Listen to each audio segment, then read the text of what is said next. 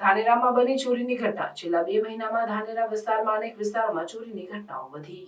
બનાસકાંઠાના ધાનેરા વિસ્તારમાં છેલ્લા 2 મહિનામાં ચોરીની ઘટનાઓમાં વધારો થયો છે.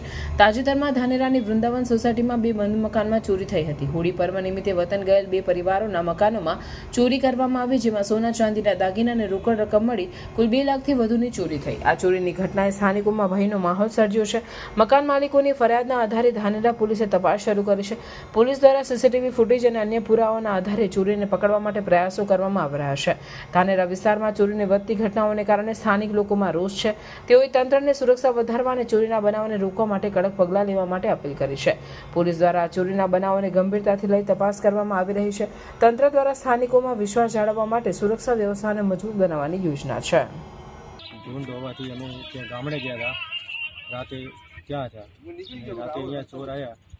રાતે તાળા તોડ્યા. તાળા તોડીને અંદર 1.5 તોલાની ચેન, 1 તોલાની બુટ્ટી, 10 તોલાની ચાંદીની પાયલ, 30,000 રૂપિયા રોકડા અને એના પછી સામેવાળા ઈશ્વરભાઈ નાઈના ઘરે ગયા.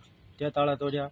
તાળા તોડી અંદર વેર વિખેર કરી સામાન અને બાજુવાળા જાગી ગયા.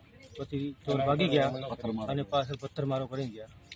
એક ભાઈને બાજુમાં પાનું બી લગાડીને ગયા.